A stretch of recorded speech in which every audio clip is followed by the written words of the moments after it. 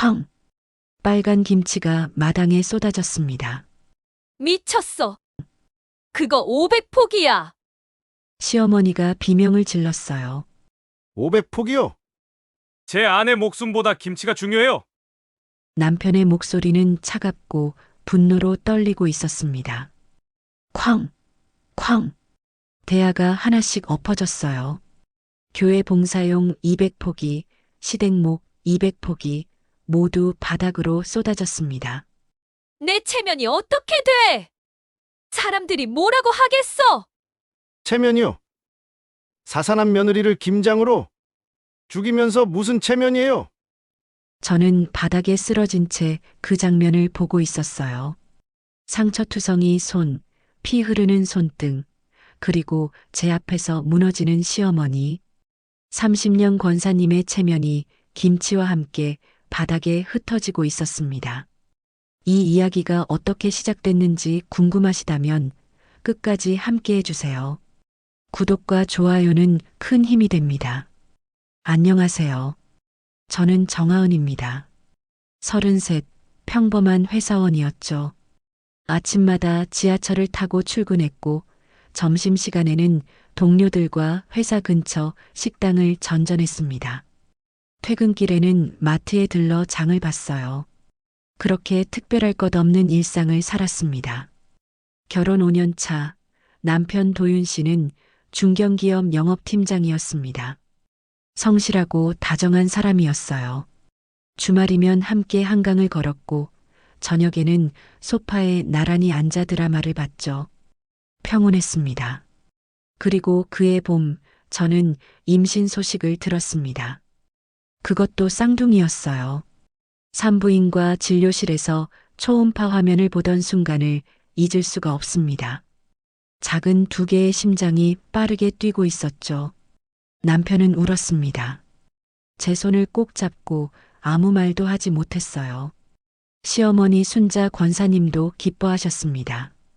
교회에서 30년을 권사로 봉사하신 분이셨죠. 기도의 응답이라며 감사하다고 하셨습니다. 임신 7개월이 지나고 배는 점점 불러왔습니다. 출근길이 힘들어져서 회사에 육아휴직을 신청했어요. 집에서 아기 방을 정리했습니다. 아기 옷과 이불을 샀고 작은 침대 2개를 나란히 놓았죠. 남편은 퇴근하면 제 배에 손을 대고 아기들에게 말을 걸었습니다. 아빠 왔어. 건강하게 나와야 해. 그녀의 목소리는 언제나 따뜻했어요. 그런데 그날이 왔습니다. 12월의 어느 새벽이었습니다. 갑자기 아랫배에 날카로운 통증이 밀려왔어요. 숨을 쉴 수가 없었습니다. 남편이 깨어나 119를 불렀죠. 구급차는 빠르게 달렸습니다. 사이렌 소리가 귓가에서 울렸어요.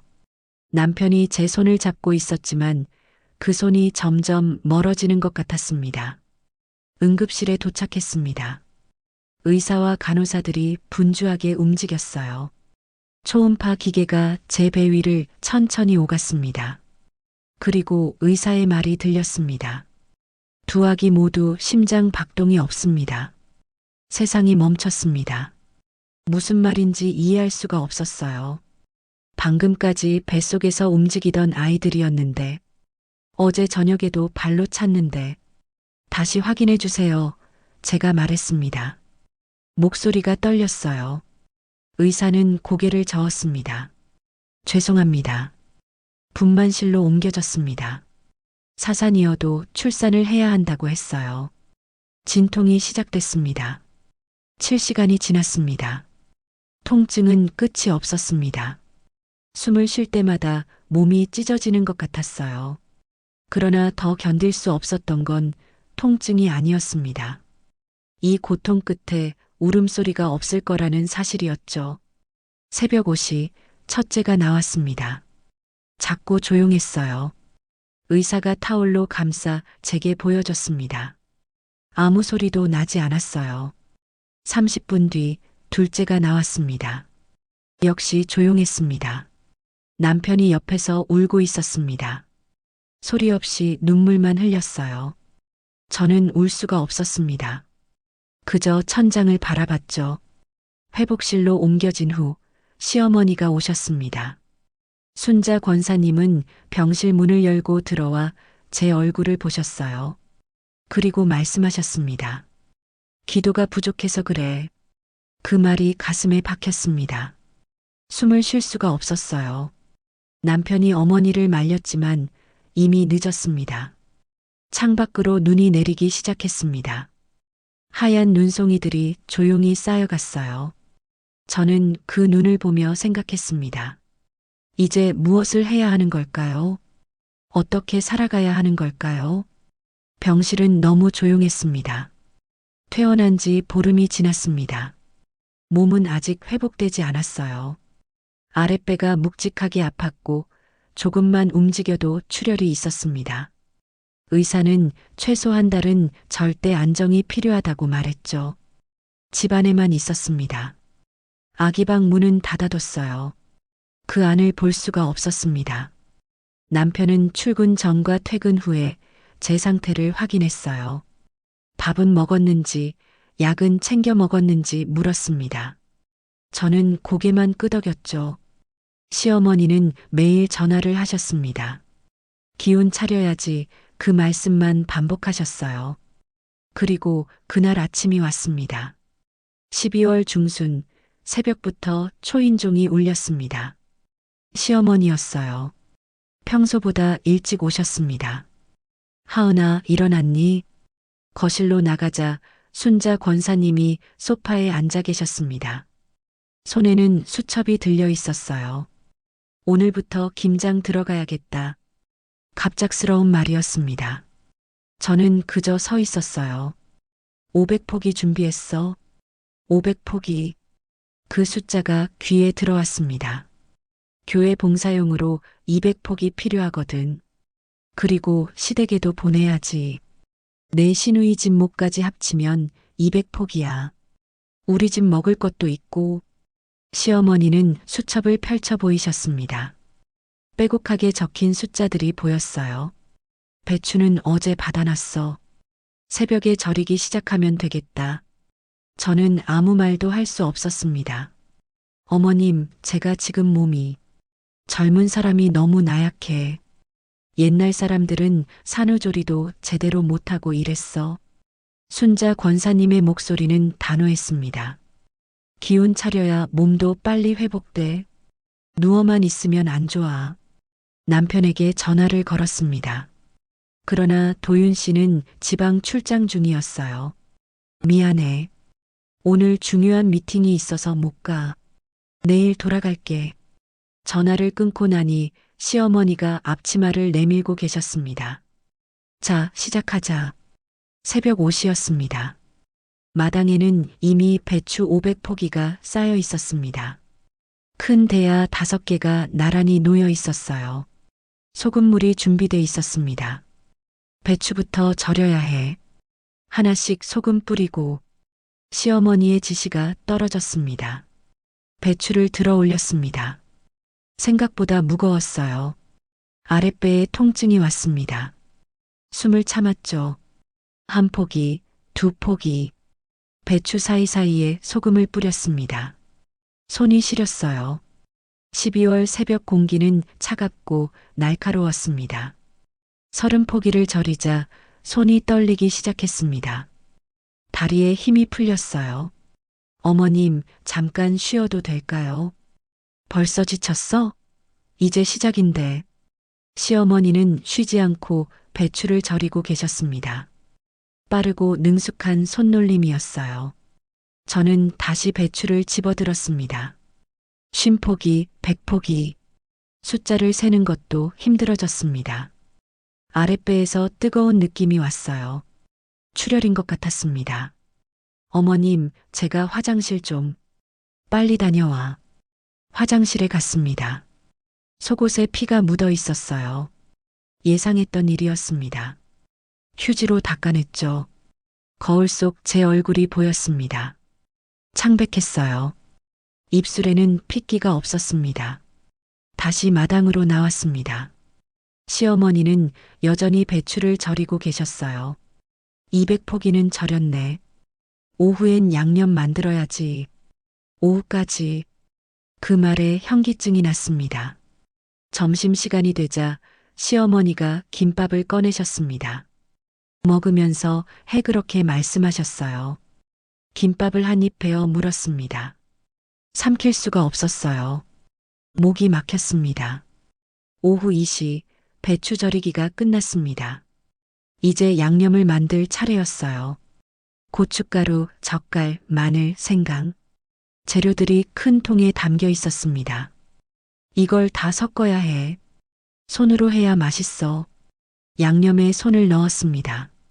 고춧가루가 손가락 사이로 스며들었어요. 따갑고 화끈거렸습니다.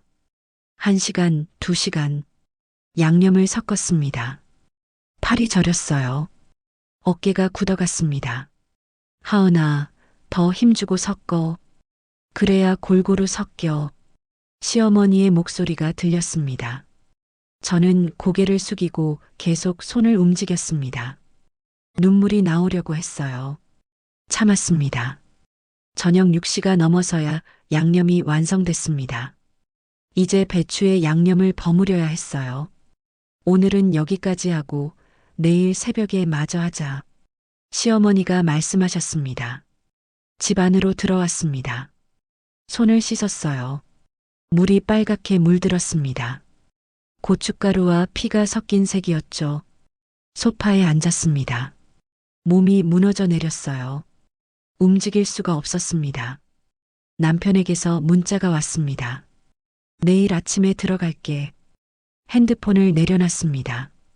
거울을 봤습니다. 제 얼굴은 더 창백해져 있었어요. 눈 아래는 검게 그늘이 졌습니다. 그때 이상한 느낌이 들었습니다. 이건 단순한 김장이 아니었습니다. 뭔가 다른 의도가 있는 것 같았어요. 시어머니의 표정이 떠올랐습니다. 그 단호한 목소리, 쉬지 않고 배추를 절이던 손놀림. 가슴이 답답했습니다. 창밖은 어두워지고 있었습니다. 마당에 쌓인 배추들이 보였어요. 500포기의 배추가 하얗게 빛나고 있었습니다. 저는 그 배추를 보며 생각했습니다. 내일도 이 일을 해야 하는 걸까요? 언제까지 이렇게 살아야 하는 걸까요? 손이 떨렸습니다. 멈출 수가 없었어요. 둘째 날 새벽 5시 다시 초인종이 울렸습니다. 시어머니였어요. 어제보다 더 일찍 오셨습니다. 오늘은 200포기 다 끝내야 해. 몸을 일으켰습니다. 온몸이 쑤셨어요. 어젯밤 출혈 때문에 제대로 잠을 자지 못했습니다. 마당으로 나갔습니다. 어제 절여둔 배추들이 대야에 담겨 있었어요. 찬물에 씻어내야 했습니다. 손을 물에 넣는 순간 날카로운 통증이 왔습니다. 12월 새벽 물은 얼음처럼 차갑고 거칠었어요. 손가락 끝이 저렸습니다. 빨리 씻어. 시간 없어. 시어머니의 목소리가 들렸습니다. 배추를 들어 올려 물에 씻었습니다. 1포기, 2포기. 손이 점점 감각을 잃어갔어요. 물이 너무 차가웠습니다. 50포기를 씻자 손이 빨갛게 부어올랐습니다. 움직일 때마다 통증이 왔어요. 다 씻었으면 이제 양념 발라야지. 양념통이 앞에 놓였습니다. 어제 만든 양념이 붉게 빛나고 있었어요. 손을 양념에 넣었습니다. 순간 손가락 끝에서 화끈거리는 통증이 터졌습니다. 고춧가루가 물에 부른 상처를 파고들었어요. 신음이 나왔습니다. 왜 그래? 손이 너무 아파요. 젊은 사람이 그것도 못 참아. 시어머니는 고개를 저으셨습니다. 저는 입을 다물고 다시 양념을 배추에 발랐습니다. 눈물이 나오려고 했어요. 삼켰습니다. 1시간, 2시간. 배추에 양념을 계속 발랐습니다. 손가락 사이사이에서 피가 배어 나왔어요. 양념과 피가 섞였습니다. 100포기는 했네. 조금만 더 힘내. 조금만 더. 그 말이 계속 반복됐습니다. 오전 11시가 되자 현기증이 왔습니다. 눈앞이 흐려졌어요. 몸이 앞으로 기울었습니다. 하은아, 시어머니가 제 팔을 잡았습니다. 정신 차려. 바닥에 주저앉았습니다. 숨을 쉴 수가 없었어요. 물 좀. 시어머니가 물을 떠다 주셨습니다. 벌컥벌컥 마셨어요. 그러나 속이 울렁거렸습니다. 먹은 밥값은 해야지. 일어나. 시어머니의 손이 제 팔을 당겼습니다. 저는 비틀거리며 일어섰습니다. 다시 배추 앞에 섰어요. 그때 핸드폰이 울렸습니다. 신우이의 메시지였어요. 엄마, 우리 집 김장 꼭 챙겨주세요. 올해도 기대할게요. 신우이는 결혼 후 한 번도 김장에 참여한 적이 없었습니다. 매년 메시지만 보냈어요. 그리고 김장철이 끝나면 김치만 받아갔습니다. 시어머니가 핸드폰을 보셨습니다. 언니 집 것도 잘 싸야 해. 맛있게 만들어야지. 저는 아무 말도 하지 않았습니다. 오후가 되자 마늘과 생강을 다지는 작업이 시작됐습니다. 마늘 20kg, 생강 10kg. 산더미처럼 쌓인 재료들이 앞에 놓였어요. 칼로 다져. 믹서는 맛이 없어. 시어머니가 칼을 건네셨습니다. 마늘을 까기 시작했습니다. 손가락 끝이 따갑고 아팠어요. 이미 상처투성이인 손으로 마늘을 계속 까냈습니다.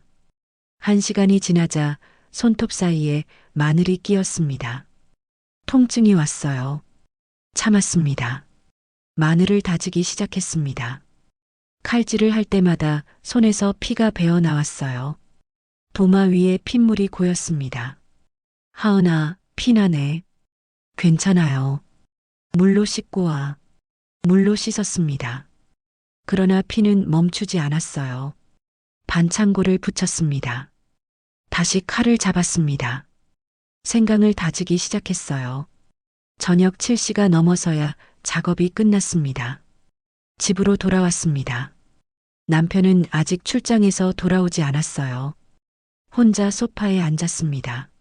손을 봤어요.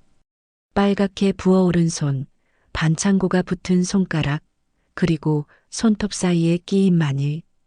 거울을 봤습니다. 제 얼굴은 더 창백해져 있었어요. 뺨은 푹 꺼졌고 입술은 갈라져 있었습니다. 샤워를 하려고 옷을 벗었습니다. 속옷에는 또 피가 묻어 있었어요. 출혈은 계속되고 있었습니다. 거울 속 제 몸을 봤습니다. 마른 몸, 아직 불러있는 배, 그리고 상처투성이 손. 문득 생각이 들었습니다. 내가 사라져도 괜찮을까요? 아이들과 함께 그날 떠났다면 이런 고통을 겪지 않아도 됐을까요? 욕조에 물을 받았습니다. 뜨거운 물에 몸을 담갔어요. 손이 물에 잠기자 다시 통증이 왔습니다. 눈을 감았습니다. 아이들의 얼굴이 떠올랐어요. 본 적도 없는 얼굴이었지만 선명하게 느껴졌습니다. 미안해. 작은 목소리로 말했습니다. 그때 현관문이 열리는 소리가 들렸습니다. 남편이 돌아온 것 같았어요. 하은아, 나왔어. 대답할 수 없었습니다. 목소리가 나오지 않았어요. 욕실 문 너머로 남편의 발소리가 들렸습니다. 괜찮아? 응. 가까스로 대답했습니다. 오늘 엄마가 또 김장시켰어? 응. 내가 말할게. 너 몸이 안 좋은데. 남편의 말이었습니다. 그러나 저는 믿을 수가 없었어요. 욕조물이 식어가고 있었습니다. 밖에서 남편이 통화하는 소리가 들렸습니다. 시어머니와 통화하는 것 같았어요. 엄마, 하은이가 너무 힘들어해요. 알겠습니다. 네. 통화가 끝났습니다. 남편이 욕실 문을 두드렸습니다. 하은아, 엄마가 내일까지만 하면 된대. 조금만 더 참아줘. 내일까지만. 또 그 말이었습니다. 욕조에서 일어났습니다. 물기를 닦고 옷을 입었어요. 거실로 나갔습니다. 남편이 소파에 앉아 있었어요. 미안해. 내가 집에 있었어야 했는데 남편의 얼굴에는 미안함이 있었습니다. 그러나 그것만으로는 부족했어요. 저는 아무 말 없이 침실로 들어갔습니다. 침대에 누웠습니다. 천장을 바라봤어요. 어둠이 방을 채워갔습니다. 핸드폰 화면이 켜졌습니다. 신우이의 또 다른 메시지였어요. 엄마, 우리 것 좀 넉넉하게 싸주세요. 올해는 좀 더 받고 싶어요. 화면을 껐습니다. 어둠 속에 홀로 누워 있었습니다. 아무도 저를 지켜주지 않았어요. 손이 계속 아팠습니다. 멈출 수가 없었습니다. 내일도 이 일을 해야 하는 걸까요? 대답은 없었습니다. 셋째 날 새벽이었습니다. 몸을 일으킬 수가 없었어요. 온몸이 말을 듣지 않았습니다. 손은 부어올라 주먹도 쥘 수 없었어요. 그러나 시어머니는 어김없이 오셨습니다. 오늘 다 끝내야 해. 마당으로 나갔습니다. 다리가 휘청거렸어요. 배추 앞에 섰습니다. 그때 이웃집 아주머니가 담 너머로 얼굴을 내밀었습니다. 권사님, 김장하시네요. 네, 올해는 500포기 했어요. 시어머니의 목소리는 밝았습니다. 며느리가 도와주니 좋으시겠어요. 도와주긴요. 몸 약해서 일도 제대로 못해요. 제가 바로 옆에 서 있는데도 그런 말을 하셨습니다. 요즘 젊은 사람들이 다 그렇죠. 우리 때는 안 그랬는데. 이웃 아주머니가 고개를 끄덕였어요. 맞아요. 옛날 사람들은 산후조리도 못하고 이랬어요. 두 사람은 제 이야기를 하고 있었습니다. 저는 그저 배추를 만지고 있었어요. 오전 10시 교회 집사님 두 분이 오셨습니다. 권사님, 봉사용 김치 받으러 왔어요. 네, 여기 있어요. 시어머니가 김치 상자를 가리키셨습니다. 집사님들이 저를 보셨습니다. 하은 씨 얼굴이 안 좋네요. 산후조리 중이라 그래요. 시어머니가 대신 대답하셨습니다. 한 집사님이 낮은 목소리로 말했습니다. 쌍둥이 사산했다면서요. 안 됐어요. 기도 열심히 해야죠. 믿음이 약하면 그런 일 생기는 거예요. 다른 집사님의 말이었습니다. 제 귀에 그 말이 또렷이 들렸습니다. 믿음이 약해서, 그래서 아이들이 떠난 거라는 말이었어요. 가슴이 무너져 내렸습니다. 그러게요. 기도 많이 해야 해요. 시어머니도 고개를 끄덕이셨습니다. 집사님들이 김치를 가지고 떠났습니다. 저는 그 자리에 서 있었어요. 움직일 수가 없었습니다. 하은아, 왜 서 있어? 빨리 양념 바르고. 시어머니의 목소리가 들렸습니다. 배추를 집어들었습니다. 손에 힘이 없었어요. 배추가 바닥에 떨어졌습니다. 제대로 안 해. 시어머니가 소리쳤습니다. 다시 배추를 집어들려고 했습니다. 그런데 몸이 앞으로 기울었어요. 눈앞이 캄캄해졌습니다. 쿵! 바닥에 쓰러졌습니다. 하은아! 시어머니의 목소리가 멀리서 들렸습니다. 일어나. 몸을 일으킬 수가 없었어요. 손을 짚으려 했지만 힘이 들어가지 않았습니다. 쉬하지 마. 시어머니의 목소리는 차갑고 날카로웠습니다. 일어나라고. 발로 대야를 밀어버리는 소리가 들렸습니다. 찬물이 바닥에 쏟아졌어요. 어머님, 겨우 목소리를 냈습니다. 먹은 밥값도 못하는 주제에 쓰러지긴. 시어머니의 말이 계속됐습니다. 저는 바닥에서 몸을 일으키려 했어요. 손을 짚는 순간 넘어진 대야 모서리에 손등이 부딪혔습니다. 날카로운 통증이 왔습니다. 손등을 봤어요. 피가 터져 나오고 있었습니다. 빨간 피가 손등을 타고 흘러내렸어요. 또 피나네. 그것도 제대로 못해. 시어머니는 혀를 찼습니다. 저는 그 자리에 앉아 손등을 봤습니다. 피는 멈추지 않았어요. 물로 씻고 와. 일어났습니다. 비틀거리며 집 안으로 들어갔어요. 욕실에서 손을 씻었습니다. 물이 상처에 닿자 통증이 왔어요. 이를 악물었습니다. 거울을 봤습니다. 제 얼굴은 완전히 망가져 있었어요. 뺨은 푹 꺼지고 눈은 충혈돼 있었습니다. 입술은 갈라져 피가 맺혀 있었어요. 이게 저였습니다. 33살 정하은. 반창고를 손등에 붙였습니다. 그러나 피는 반창고를 뚫고 스며나왔어요. 다시 마당으로 나가려는데 핸드폰이 울렸습니다. 남편이었어요. 하은아, 괜찮아? 응. 오늘 회식이 있어서 좀 늦게 들어갈 것 같아. 미안해. 회식? 그 말이 귀에 들어왔습니다. 알았어.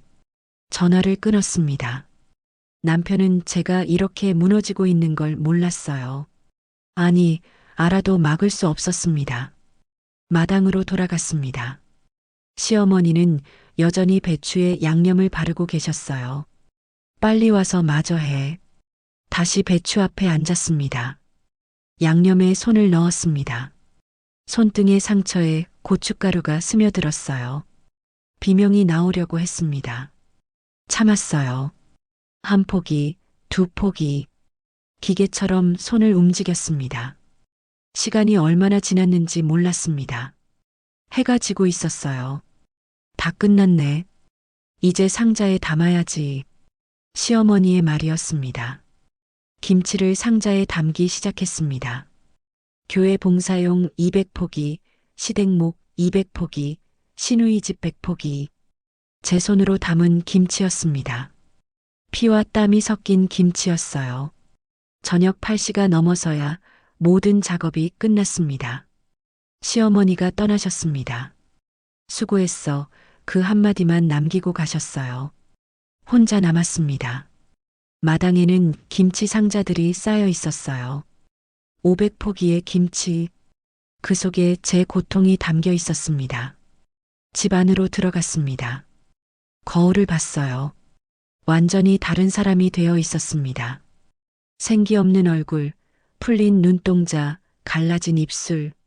손을 봤습니다. 상처투성이었어요. 반창고가 여러 개 붙어 있었고 손톱은 깨져 있었습니다. 소파에 앉았습니다. 문득 생각이 들었습니다.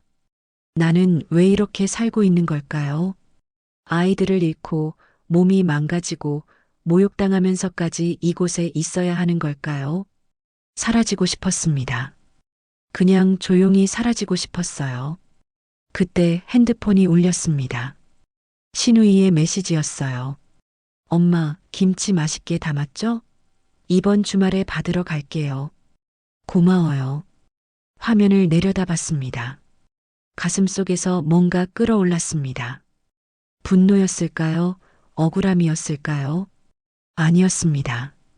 그것은 무력감이었어요. 완전한 무력감. 눈물이 나왔습니다. 처음으로 소리내어 울었어요.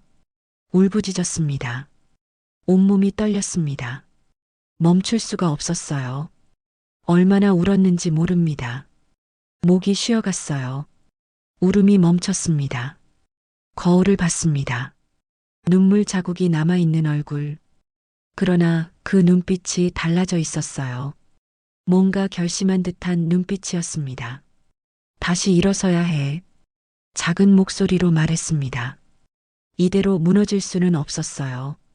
이 지옥에서 벗어나야 했습니다. 손을 봤습니다. 떨리던 손이 조금씩 고요해지고 있었어요. 창밖은 어두웠습니다. 거리의 불빛들이 하나둘 켜지고 있었어요. 저는 그 불빛을 보며 생각했습니다. 이제 무엇을 해야 할까요? 어떻게 이곳에서 벗어날 수 있을까요? 답은 아직 없었습니다. 그러나 한 가지는 확실했어요. 더 이상 이렇게 살 수는 없다는 것. 눈빛이 변했습니다. 바닥까지 무너졌던 사람의 눈빛이 아니었어요. 다시 일어서려는 사람의 눈빛이었습니다. 침대에 누워 천장을 바라봤습니다. 몸은 움직이지 않았어요. 손은 부어올라 있었고 온몸이 쑤셨습니다. 그때 과거가 떠올랐습니다. 5년 전 봄이었어요. 도윤 씨와 첫 데이트를 했던 날이었습니다. 한강공원을 걸었습니다. 벚꽃이 흩날리고 있었어요. 그녀는 제 손을 잡았습니다.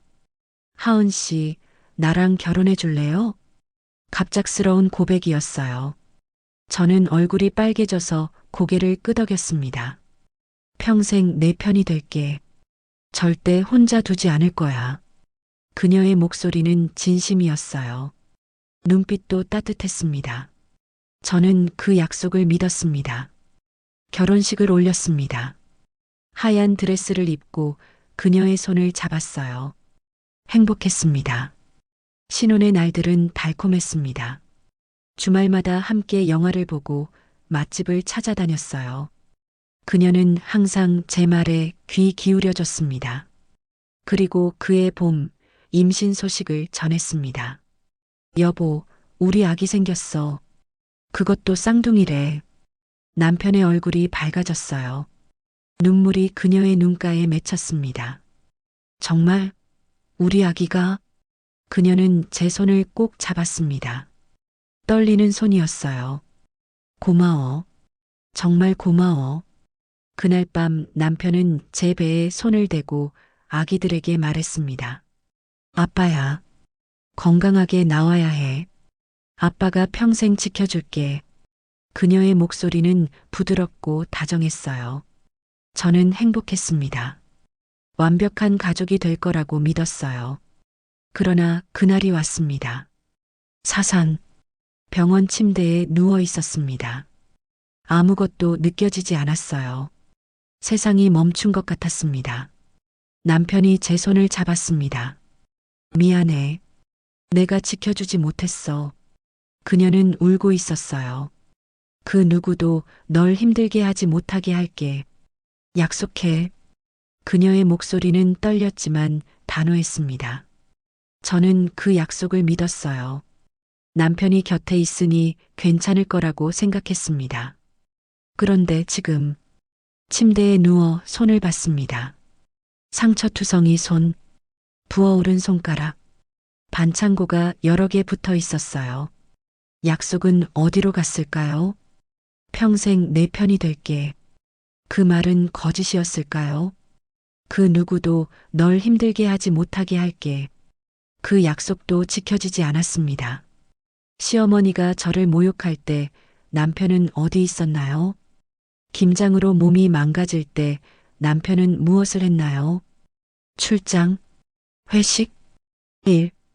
그런 이유들로 저는 혼자였습니다. 가슴이 아팠습니다. 몸의 고통보다 더 깊은 아픔이었어요. 남편에게 실망했습니다. 믿었던 사람이 약속을 지키지 않았어요. 창밖을 봤습니다. 달이 떠 있었어요. 차갑고 고요한 달빛이 방을 비추고 있었습니다. 결혼 반지를 봤습니다. 손가락에 끼워진 작은 반지. 그 반지가 무겁게 느껴졌어요. 눈물이 흘렀습니다. 소리 없이 뺨을 타고 내렸어요. 헤어지지 말아줬으면. 작은 목소리로 중얼거렸습니다. 헤어지지 말아줬으면. 약속을 지켜줬으면. 내 편이 돼줬으면. 그러나 이미 늦었습니다. 남편은 더 이상 제 편이 아니었어요. 아니, 처음부터 진짜 제 편이었던 적이 있었을까요? 침대에서 일어났습니다. 거울을 봤어요. 야윈 얼굴, 푹 꺼진 뺨, 그리고 텅 빈 눈동자. 이게 저였습니다. 사랑받는다고 믿었던 여자, 지켜받는다고 믿었던 아내. 모두 환상이었어요. 손으로 얼굴을 감쌌습니다. 차가운 손이 뜨거운 뺨에 닿았어요. 현관문이 열리는 소리가 들렸습니다. 남편이 돌아온 것 같았어요. 하은아, 나왔어. 대답하지 않았습니다. 침실 문이 열렸습니다. 남편이 들어왔어요. 왜 불도 안 켜고 있어? 괜찮아? 저는 창밖을 바라봤습니다. 달빛이 흔들리고 있었어요. 하은아. 남편이 제 어깨를 만졌습니다. 힘들지? 미안해. 또 미안하다는 말이었습니다. 그 말이 이제는 공허하게 들렸어요. 괜찮아. 겨우 대답했습니다. 남편은 제 옆에 앉았습니다. 그러나 그 거리가 너무 멀게 느껴졌어요. 우리는 같은 공간에 있지만 다른 세계에 살고 있었습니다. 넷째 날 새벽이었습니다. 더 이상 몸을 가눌 수 없었어요. 침대에서 일어나려 했지만 다리에 힘이 들어가지 않았습니다. 그러나 시어머니는 오셨습니다. 오늘 배송 나가는 날이야. 빨리 나와. 마당으로 나갔습니다. 비틀거렸어요. 한 발 한 발 내딛는 것이 고통이었습니다. 김치 상자들이 쌓여 있었습니다. 500포기의 김치, 제 피와 땀이 배인 김치였어요. 교회 봉사용부터 차에 실어야 해. 시어머니가 상자를 가리키셨습니다.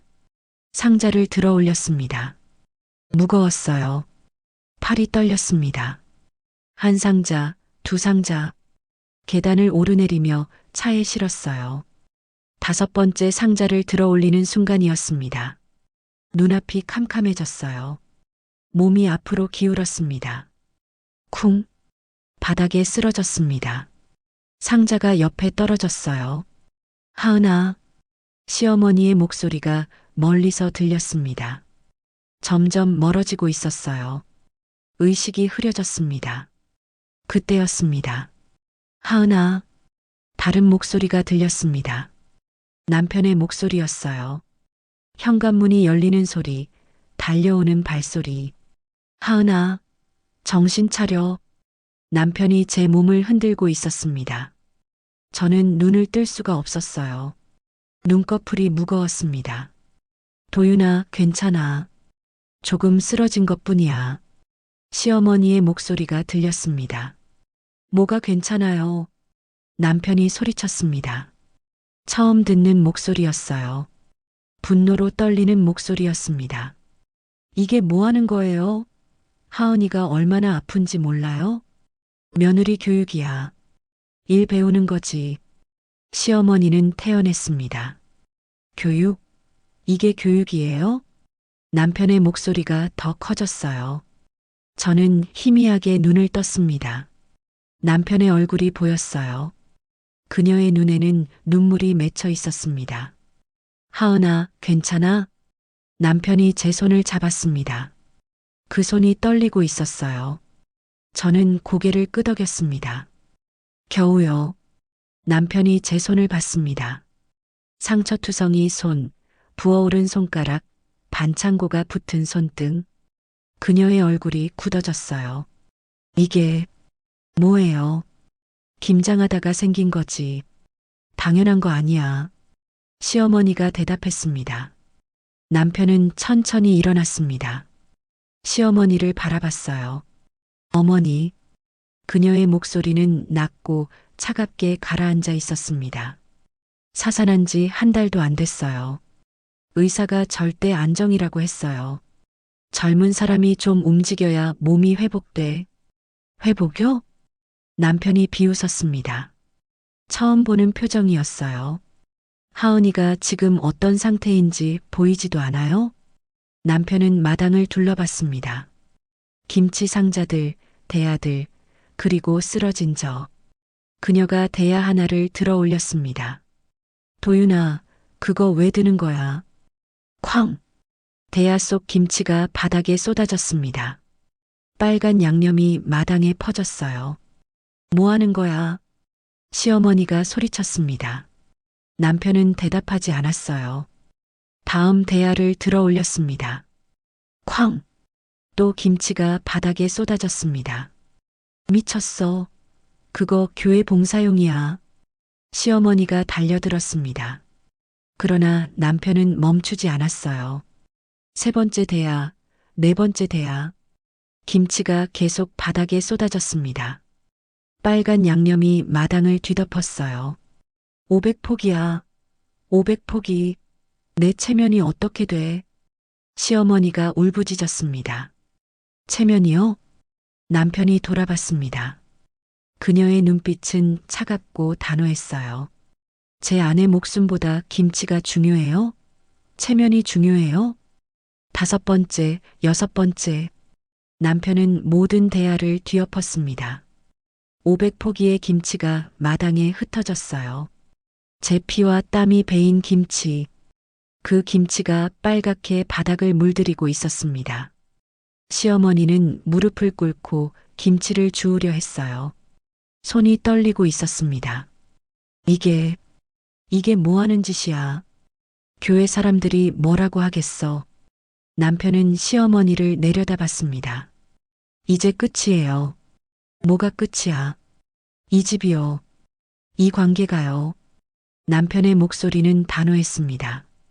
도윤아, 내가 미쳤구나. 미친 건 어머니예요. 남편은 제게 다가왔습니다. 저를 안아들었어요. 하은아, 병원 가자. 저는 그녀의 품에 안겨 있었습니다. 처음으로 안전하다고 느꼈어요. 도윤아, 며느리 내려놔. 시어머니가 소리쳤습니다. 남편은 뒤돌아보지 않았어요. 현관으로 걸어갔습니다. 너 이러면 안 돼. 나는 내 어미야. 어머니라면 제 아내를 이렇게 만들지 않았어요. 남편의 말이었습니다. 차에 저를 태웠습니다. 조심스럽게 안전벨트를 채워줬어요. 괜찮아. 이제 괜찮아. 그녀의 목소리는 떨리고 있었습니다. 차가 출발했습니다. 백미러로 마당이 보였어요. 시어머니가 바닥에 쏟아진 김치 앞에 서 있었습니다. 그녀의 얼굴은 무너져 있었어요.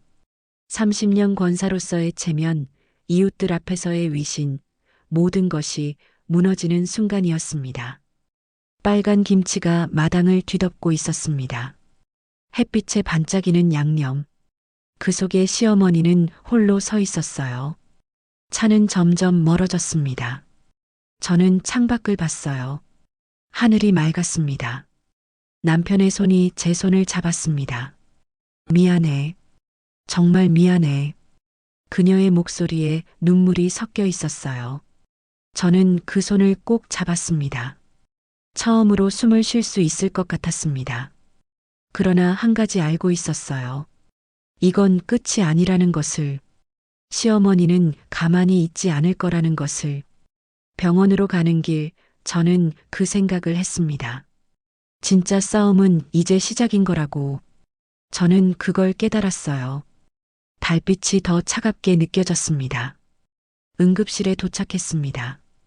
의사와 간호사들이 분주하게 움직였어요. 혈압을 재고 체온을 측정했습니다. 언제부터 이 상태였습니까? 의사가 물었습니다. 일주일 전부터요. 남편이 대답했습니다. 목소리가 떨리고 있었어요. 의사는 제 손을 봤습니다. 상처투성이 손, 부어오른 손가락, 반창고가 겹겹이 붙은 손등. 이건 어떻게 된 겁니까?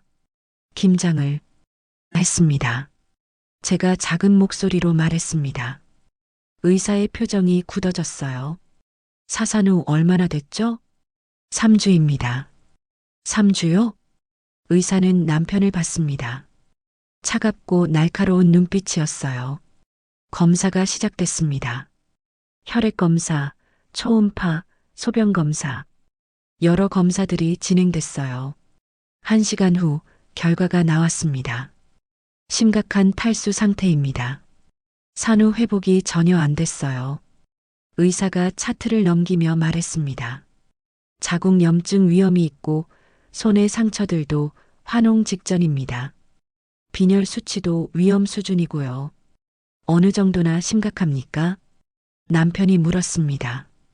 의사는 잠시 침묵했습니다. 그리고 또박또박 말했어요. 솔직히 말씀드리면 이건 학대입니다. 학대. 그 단어가 공기 중에 떠돌았습니다. 즉시 입원이 필요합니다.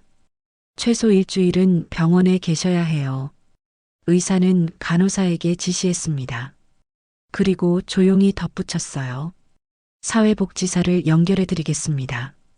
병실로 옮겨졌습니다. 수액이 팔에 꽂혔어요. 차가운 액체가 혈관을 타고 흘러 들어왔습니다. 30분 후 사회복지사가 왔습니다. 안녕하세요. 김민정 사회복지사입니다. 40대 중반의 여성이었어요. 그녀는 의자를 끌어당겨 제 침대 옆에 앉았습니다. 의료진에게 상황을 들었습니다. 괜찮으시면 몇 가지 여쭤봐도 될까요? 저는 고개를 끄덕였습니다. 누가 김장을 시켰나요? 시어머니입니다. 혼자서 500포기를 다 하신 건가요? 네. 복지사는 수첩에 뭔가 적었습니다. 몸이 아프다고 말씀하셨나요? 네.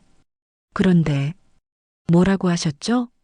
먹은 밥값은 해야 한다고, 나약하다고 했습니다. 복지사의 펜이 멈췄습니다. 그녀는 남편을 봤어요.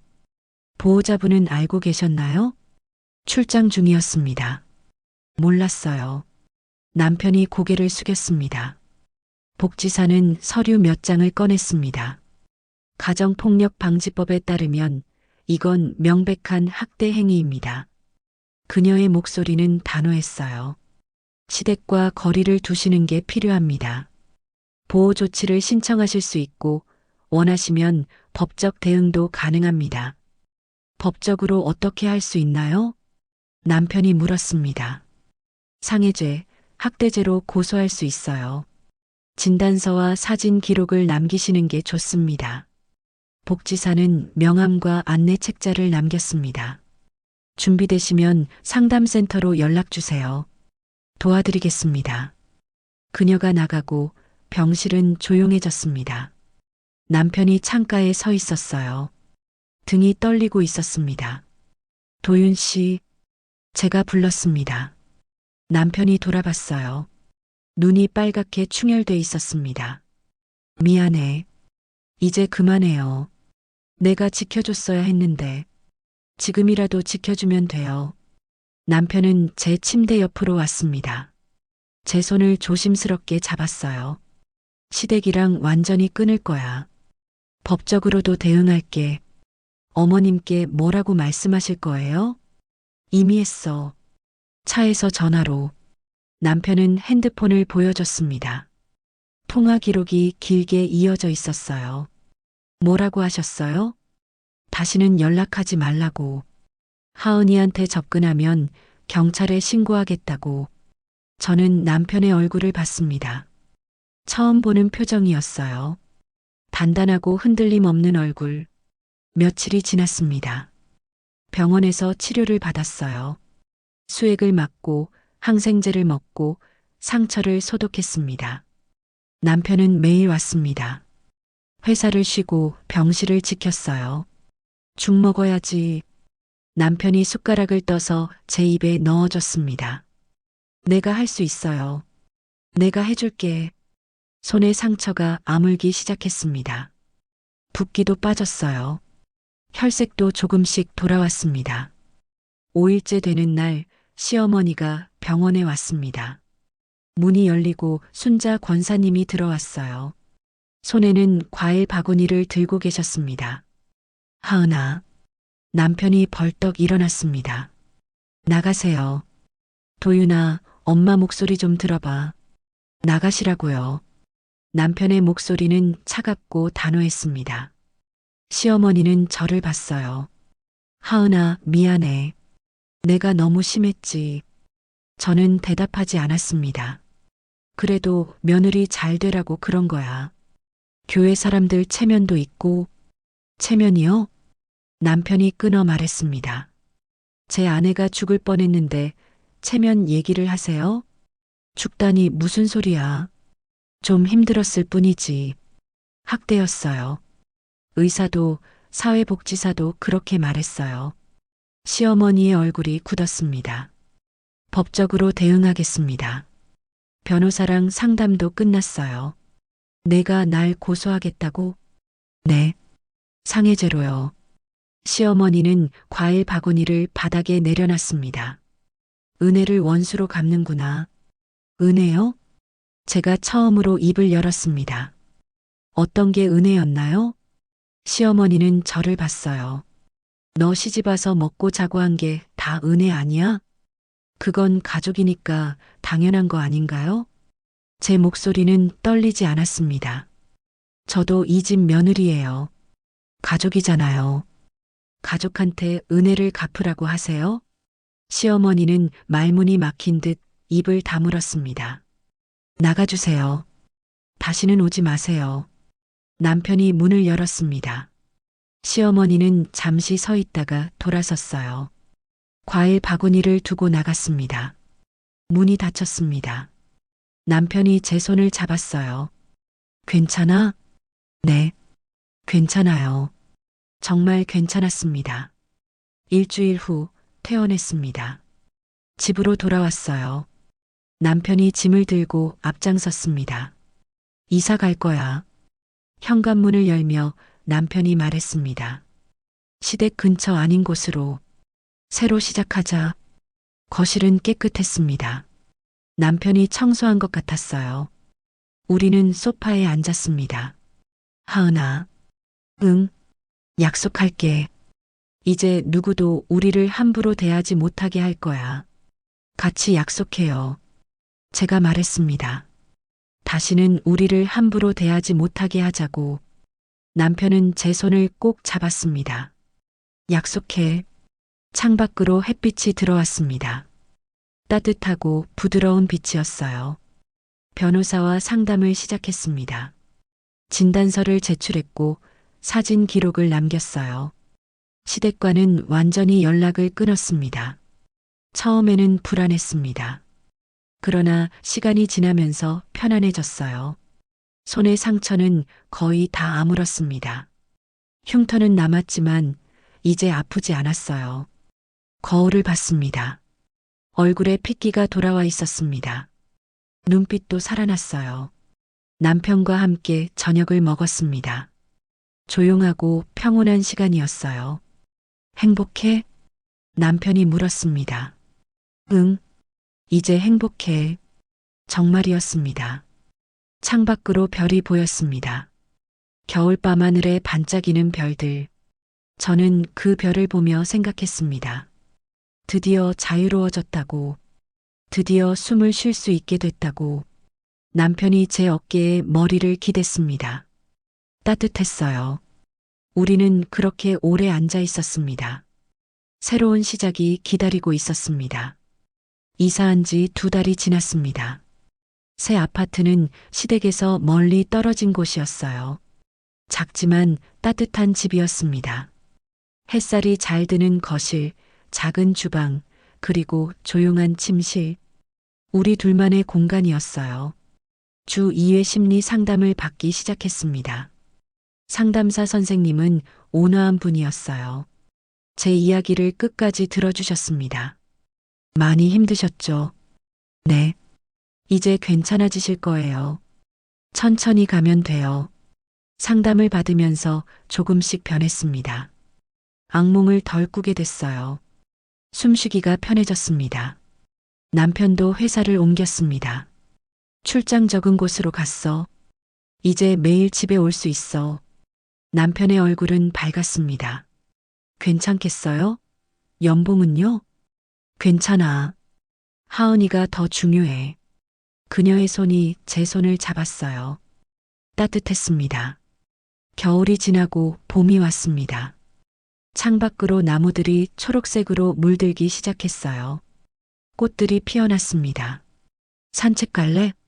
남편이 물었습니다. 좋아요. 공원을 걸었습니다. 벚꽃이 흩날리고 있었어요. 연분홍 꽃잎들이 바람에 날렸습니다. 예쁘다. 응, 정말 예쁘다. 우리는 벤치에 앉았습니다. 꽃잎이 머리 위로 떨어졌어요. 그때 문득 생각났습니다. 작년 겨울의 일들, 김장대야 앞에 섰던 순간들, 피가 나던 손, 쓰러졌던 마당, 눈물이 났습니다. 왜 그래? 남편이 걱정스러운 얼굴로 물었어요. 그냥 생각이 나서 힘들었지. 응, 정말 힘들었어. 남편이 제 어깨를 안았습니다. 이제 괜찮아. 우리 잘 견뎌냈어. 맞았습니다. 우리는 견뎌냈어요. 5월이 되자 새로운 일을 시작했습니다. 동네 복지관에서 봉사활동을 하기 시작했어요. 어르신들께 점심 식사를 나눠드리는 일이었습니다. 고맙습니다, 아가씨. 할머니 한 분이 제 손을 잡으셨어요. 따뜻한 손이었습니다. 아니에요. 제가 더 고맙습니다. 봉사를 하면서 달라졌습니다. 제가 누군가를 도울 수 있다는 것, 제가 쓸모 있는 사람이라는 것, 그걸 느꼈어요. 취미도 생겼습니다. 그림을 그리기 시작했어요. 수채화 클래스에 등록했습니다. 붓으로 색을 칠하는 것이 좋았어요. 조용하고 평온했습니다. 꽃을 그렸습니다. 나무를 그렸어요. 하늘을 그렸습니다. 잘 그렸네. 남편이 제 그림을 보며 말했어요.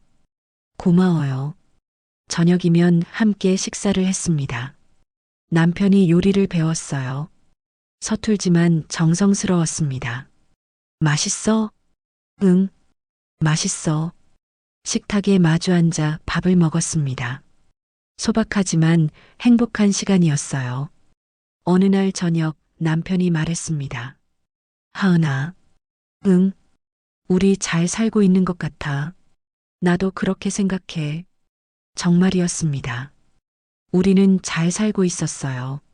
사산으로 멈췄던 시간이 다시 흐르기 시작했습니다. 천천히 조금씩 아이들 생각은 여전히 났습니다. 그러나 이제는 조금 다르게 생각할 수 있었어요. 미안함만이 아니라 감사함도 느꼈습니다. 짧았지만 함께했던 시간에 대해 창밖을 봤습니다. 여름이 다가오고 있었어요. 나무들이 짙은 초록으로 변했습니다. 겨울은 길었죠. 제가 말했습니다. 응, 정말 길었어. 그런데 우리 견뎌냈어요. 그래, 우리가 해냈지. 남편이 제 손을 잡았습니다. 흉터가 남은 손. 그러나 이제는 아프지 않은 손이었어요. 겨울은 길었지만 저는 창밖의 녹색 나무들을 봤습니다. 결국 우리는 다시 피어났어요. 남편이 미소 지었습니다. 그래, 우리는 다시 피어났어. 햇살이 거실을 가득 채웠습니다. 따뜻하고 부드러운 빛이었어요. 우리는 소파에 나란히 앉아 있었습니다. 손을 잡은 채로 힘든 시간이었습니다. 무너졌고 아팠고 절망했어요. 그러나 결국 일어섰습니다. 함께 저는 배웠어요. 겨울이 아무리 길어도 봄은 온다는 것. 상처는 아물고 마음은 회복된다는 것. 그리고 진짜 사랑은 힘든 시간을 함께 견디는 것이라는 것. 창밖에서 바람이 불었습니다. 나뭇잎들이 흔들렸어요. 우리도 그렇게 흔들렸습니다. 그러나 부러지지 않았어요. 더 단단해졌습니다. 사랑해. 남편이 말했습니다. 나도 사랑해요. 저는 그녀의 어깨에 머리를 기댔습니다. 행복했습니다. 어떤 고통도 어떤 절망도 우리를 꺾을 수 없었어요. 왜냐하면 우리에게는 서로가 있었으니까요. 햇빛이 제 얼굴을 비쳤습니다. 따뜻했어요. 겨울은 지났습니다. 우리는 다시 피어났습니다. 그리고 이제 우리는 계속 피어날 것입니다. 함께. 그럼 오늘 이야기는 여기까지입니다. 영상을 시청해주신 모든 분들 고맙습니다. 저는 AI 나레이션 송세아였습니다. 구독과 좋아요 부탁드립니다. 감사합니다. 빨간 김치가 마당에 쏟아졌습니다.